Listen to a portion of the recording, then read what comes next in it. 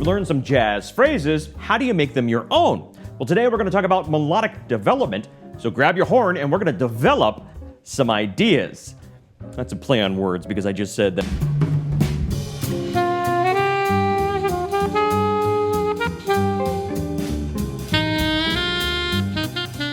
Hi, and welcome to the Saxophone Academy.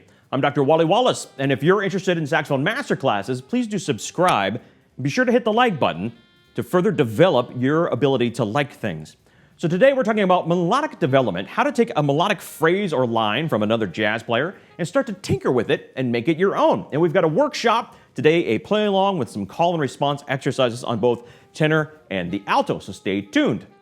Now, melodic development is the cornerstone of jazz improvisation for melodic instruments like the saxophone. And it relates to what we've been doing over the past month on YouTube, doing call and response exercises, learning phrases that we've borrowed, adapted, and stolen from the masters. We've done call and response where I play it, you play it, to start to get a feel and the style and build some language. Now, I've been warmed to the bottom of my coffee-filled heart at some of your reaction to having more fun practicing this way, starting to really get the style and the feel and developing language. But it brings up a really good question.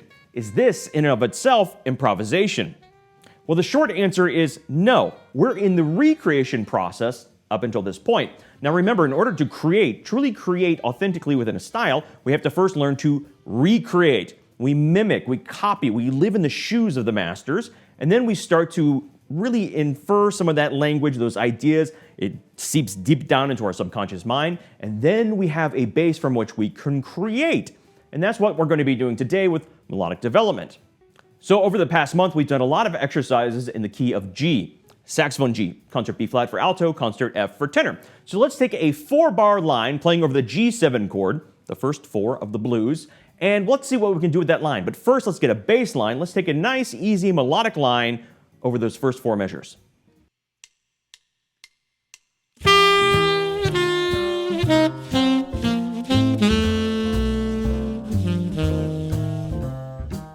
So let's take a closer look at this music. We've got a phrase starting on an A, which is the 9th scale degree, not to insult your intelligence, and it sings downward to the 3rd, the B natural. And we get a little tag at the end, adding some flavor, landing on the flat 7. How very bluesy. It's a simple line, just kind of going down, singing a simple melody. No big deal, not complex. Now, in and of itself, that's perfectly fine. That's very similar to something I would play in the first chorus of a blues solo. And by chorus, I mean one time through the chord changes. Now, let's start to spice it up a little bit and talk about one of the key concepts we can do to change and develop our melodic line, and that is rhythmic alteration. So first, let's listen to example 1. Follow along one more time so we can get that in our ear.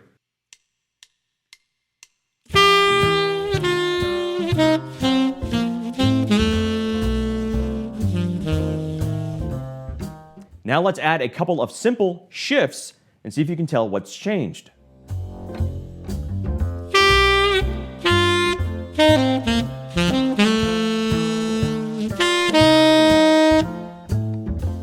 So in the second example, we just took the first 2 half notes and put them 1/8 note later by adding a rest. And this creates syncopation. Now, according to Wikipedia, syncopation is a disturbance in the rhythmic flow, which is kind of a Jedi way of saying that it's simply making a rhythm, placing heavier emphasis on the offbeat. And this is incredibly common in jazz and many other genres. And if we look at standard songs, the Great American Songbook, and we listen to the way great horn players and great singers approach simple melodies, this is incredibly common. Often when you look at a lead sheet, the melody will start right on the beat, falling squarely on beats 1 and 3. But when you listen to great horn players interpret these lines, very often you'll hear that slight syncopation where they will start the melody an 8th note off or displace certain parts of the melody an 8th note off, giving a little syncopation, disturbance in the rhythmic flow according to Wikipedia, and it creates interest and drive and makes it sound jazzier to our ears. It's a simple technique, but incredibly powerful and common. Now let's talk about another way to alter and develop a melodic line. This time pay attention to the end of the phrase, the last couple of measures. Now first, let's listen to example 1.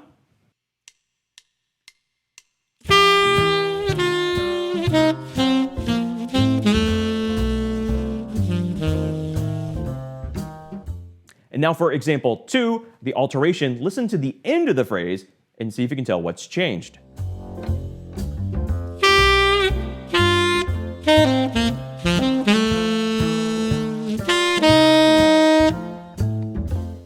And of course, what you just witnessed is one of the other key pillars of melodic development, range. What we did was simply take that flat 7 and popped it up an octave. Changes the character of the phrase, and it's a rather optimistic sounding phrase now that will go further up in the register maybe, or go back down. It's given us another launching point to further development where your solo goes next. So now let's spice things up even further by adding some chromatic alterations, some chromatic passing tones. Don't pass up the opportunity. See what it did? Okay, I'll move on. So let's listen to number 2, our second example that already has the change in rhythmic placement and register. Let's listen to that one more time.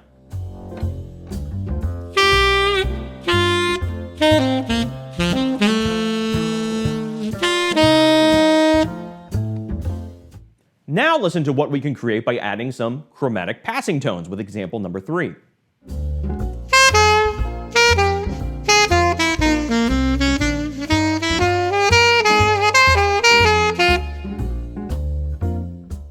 So we can bebop any existing line by simply adding some chromatic passing tones. Now, the bebop scales, which we kind of talked about then shunned, will tell you have to use them in certain ways on certain beats.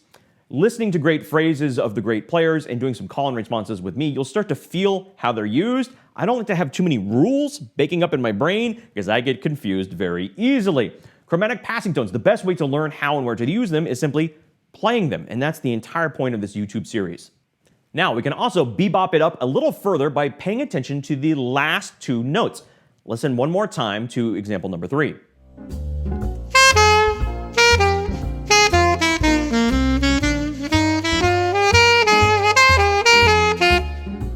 And this is a very common development after 1945. The first example, we ended with a long note. Now we end with 2 eighth notes, and I articulated 1 long, 1 short.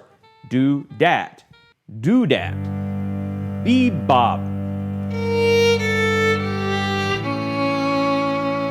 Now, this brings up an important point. Example 3, this last example, is far more complex and more bebop-oriented than the previous lines. It's not better. It's just different. I want to give you tools and options to be able to play like a variety of players that inspire you. But remember, simple is not bad. Melody is and will always be king. And even if we add the bebop lines and articulations and chromatic alterations, surround tones, more passing tones, which we will talk about in due time, don't worry, it's not making it better, it's just making it different. You can still play simple melodic lines, and I will tell you from my experiences, audiences generally kind of really appreciate a simple melodic line at times. And it's also another really good way to warm up your faster bebop stuff. Start to develop both in your playing. Now, grab your horn. It's one thing to talk about and see these written out. Nothing compares to playing, hearing, and feeling these lines. Remember, music is sound. It's not dots on a page, and it's not theory. So we've got the tenor and alto workshop. Grab your horn, do some call and response, and see how these lines are developed. I'll play 4 bars. You repeat 4 bars back to me.